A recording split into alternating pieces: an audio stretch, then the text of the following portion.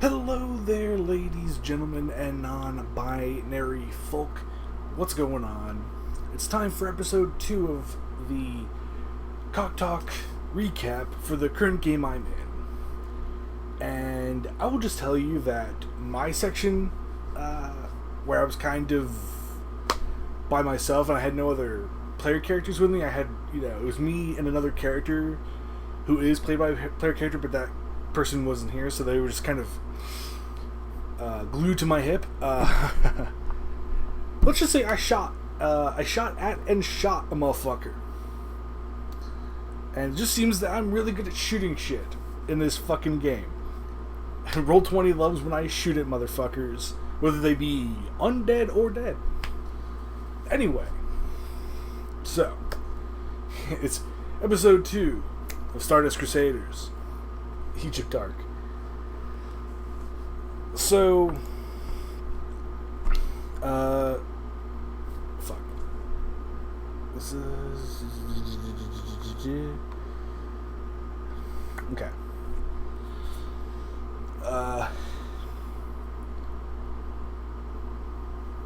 We all went to the home of Jan Willem Van Hoevelen, who's this drunken archaeologist dude who I have just called the Dutchman.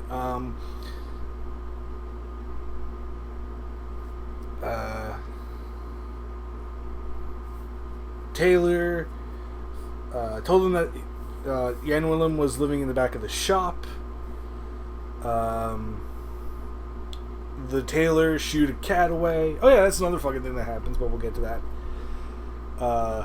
We encounter a deity of sorts, an emissary of a deity. A bit surprised. Jan Willem was kind of surprised that he was found. They went to breakfast.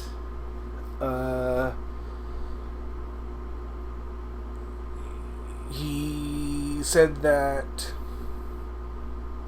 the people were like, "There's all these fucking cats around you. Like, is that kind of weird?" And he's like, "Nah, cats are all over fucking Cairo."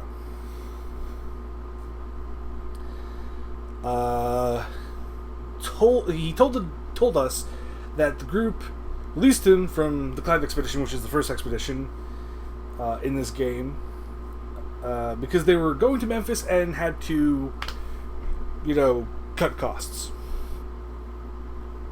Especially after the mummy of Nitocris disappeared. He said that he liked everybody in the expedition, especially his friend Martin Winfield. But he pointed some shit at Johanna Specht. Whenever I hear Specht, I think of the fucking thing from Baki, however the fuck you pronounce that show. Who's also she had some weird shit about Germany. I get the Broadmoor and Dr. Gardner were some occult motherfuckers that he did not agree with them being so occult. By the way, I'm basically kind of skimming the recap, because most of the time when I'm playing, I am listening and I am paying attention, but my sections are always more interesting to me, so I kind of like block it out. I don't block it out, I just kind of like, my brain switches off. Also, I think throughout this entire session, I kept getting water because I was so thirsty, so it's like I kept leaving and coming back, and so let's see.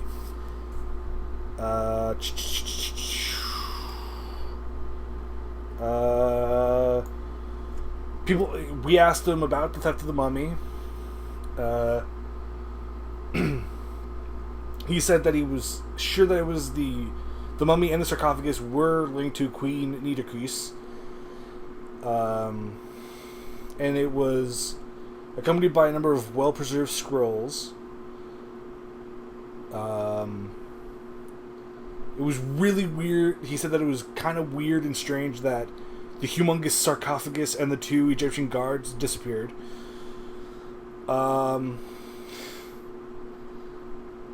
The dilettante, whose name is Birdie, I do believe, who's a man, a male dilettante, asked them if this was an inside job, and Ian Williams said, could have been, but he doesn't know how. He's like, it's like, it could have been an inside job, but he doesn't know how the fuck they moved the gigantic stone, sarcophagus. He also said that the police had done like a thorough search and could not turn up any kind of way they got the fucking thing out of the pyramid, or wherever they found the fucking sarcophagus. And Dr. Gardner, who's someone from the Clive expedition, believes it was just like that. It was just stolen.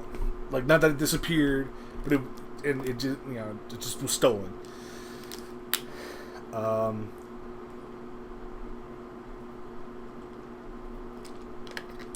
Excuse me.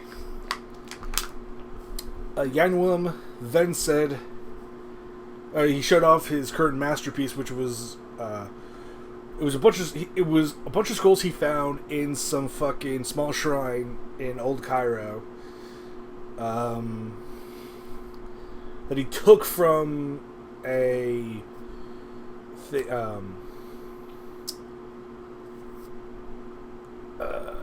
he basically took it from some underground shrine, and he found them in this. He found these scrolls of Leva Karaf. He was working on a translation of them, thinking that it would be his way back into the good graces of the world after being kind of a drunken mess. He said he didn't have the scrolls on him when we asked him, but they're in a safe space. Then a cat came over and started fucking with the Dutchman. Because I have natural world, so I was like, alright, let me run a natural world skill and, see what happens. They're just just they're normal fucking common, Egyptian cats. But didn't know that that was quite odd behavior, that they were kind of harassing this one motherfucker. And Jan Willem was just like, kind of just hand waved it away. He did say that he was being followed by a woman. Then the dilettante, it was agreed that the dilettante would pay him some money to help us go to the site. Like, he would show us the site and help us do a bunch of shit at the site of the Clive expedition when they were in Giza. And we left and, saw that fucking, he was having a grand old time, and then he was just kind of, then he was startled by a bunch of pissed off cats. Then we went to the French embassy. I tried to sweet talk a motherfucker. They just bribed him, and we were looking for Warren Bessart. Me and the archaeologist, whose name is, I do believe, Jacques, went to this found this place.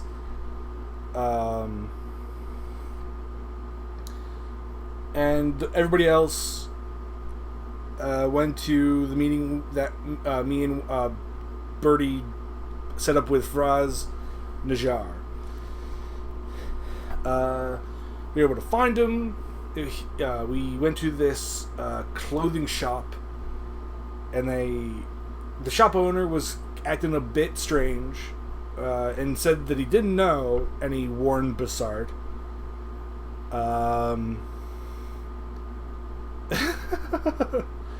Oh, this is when he tried. I'm just gonna read this verbatim. When he tried to distract them away from the back of the shop by enticing them to buy some clothing in a far corner of the shop, the climber decided something odd was going on and pulled his weapon. A now frightened shopkeeper quickly backed away and allowed him to enter the rear of the shop, where he found a small, dingy room with barely enough room for a cot and a disheveled, frightened man of Western European descent. When asked if he was Warren Bessart, the man ran from the shop, Short chase ensued, and as they exited onto the street, the climber fired a shot to wound Bassart and prevent him from running. However, as this occurred during the middle of the day, there were many people who witnessed the act and ran calling for the police. The archaeologist slipped into the crowd and left while the climber willingly turned himself into the Egyptian police. And yeah, because I was like, I shot him, and then everybody's like, "Oh, like, you know, the DM Charles who wrote this, who wrote this recap." It's like, oh, everybody's in, and I was just like, I turned myself in. I'm not gonna fight out with the fucking Egyptian police. It's like, I can speak the fucking language, but I'm not, you know. This is the 1920s, you know. They might be a shoot first, ask questions later, you know, kind of like me. And I was taken to the main station near Esbekia Gardens, which is this place that's kind of like at the center of where the game is played. When everybody else was at the meeting with Faraz Najjar at the mosque, the El Hussein Mosque, they could tell that he was kind of freaked out because the Carlyles and another cult group had tried to kill him. He said that Roger Carlyle was looking for information on the Black Pharaoh. Najjar said that he had come into some items related to Black Pharaoh and offered them to Carlyle through his agent, Warren Bassart. When asked, he stated that he hadn't seen or heard from Bassart since. They will... I heard from him because I shot him. Could have punched him, but I shot him. Mainly because my checks were shitty, so I was just like, fuck it, I'll try shooting at him, and, you know, whatever. The fucking gun could blow up in my hand.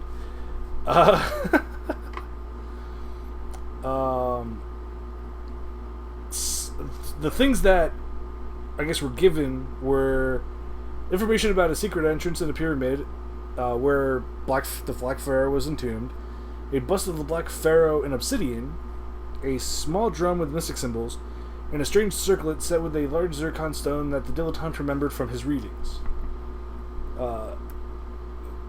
The journalist and the parapsychologist pressed Najjar. Najjar admitted that he stole it from Omar al-Shakti, who's this evil kind of kingpin dude. After finding out they were located in through Bassart that a wealthy buyer was interested. It wasn't until later that he found out al-Shakti was a high priest of the Brotherhood of the Black Pharaoh. The Brotherhood was part of the heist of the mummy from the Clive expedition. Oh yeah, that's right. We found the Brotherhood is also looking for an object in the Mosque of Ibn Tulun, but didn't know what it was or why they wanted it. He then suggested they go to meet a wise man known as Nuri, who lived to the south in the town of El Wasta. He also mentioned that her son had been a worker on the Carlisle expedition in the past. Okay. Next paragraph. It was a relatively short game because everybody wasn't there, so the DM, didn't want to go too far without, didn't want to do a lot of shit without, all the people there, or at least most of them.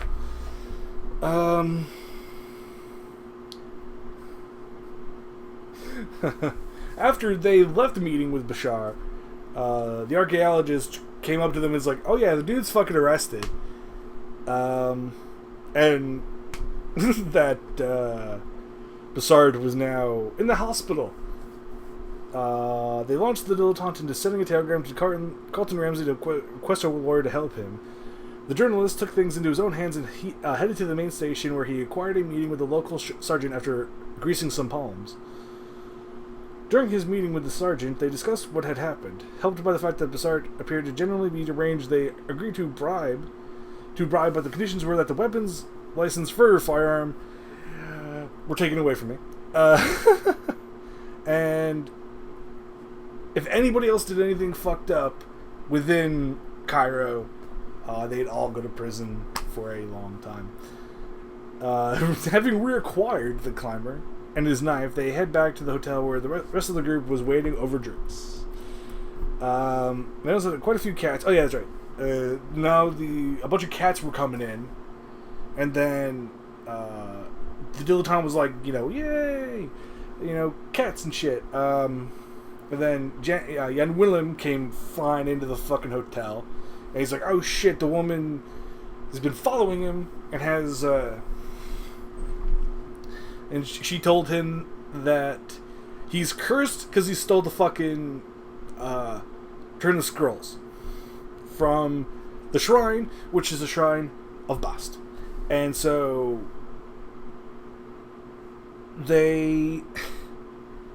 young Willem gets the scrolls, and, we convinced him to put the scrolls back. So we took pictures of the scrolls so that way he could translate the photos. They basically started to go to the Shrine of Bast. Then a fucking Black Panther, not that Black Panther, but an actual Black Panther, the animal, not the group or the character, showed up and then just started tailing us, basically. And we tried to aim a light at it.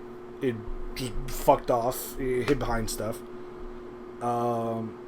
As we got closer to the Shrine of Bast, we just noticed there was a fuck ton more cats. When they got into the shrine, they were greeted by the woman that fucking had threatened Jan Willem after he stole the fucking things. He returned the scrolls. Her name is Daenerys, by the way. Thanked the group. Kind of fucking still pissed off at fucking young Willem. She gave us a token of it was like a little statue carving thing of Bast.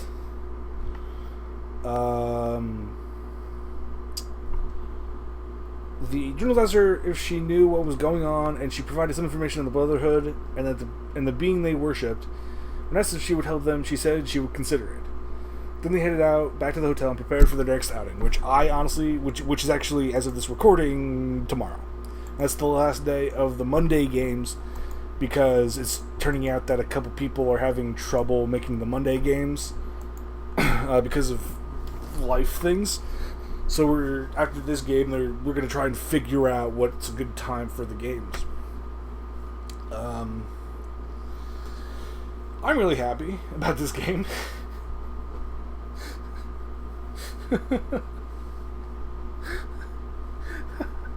It's just really funny to me because it's just like I'm kind of being a fucking. I'm surprised they haven't been like, no, you can't do this shit anymore. I'm just being like kind of a stupid fucking American asshole, basically, just pulling a gun in the middle of fucking Cairo. Even if it's the old section of Cairo, like I'm still pulling a fucking gun on people. It's just like fucking.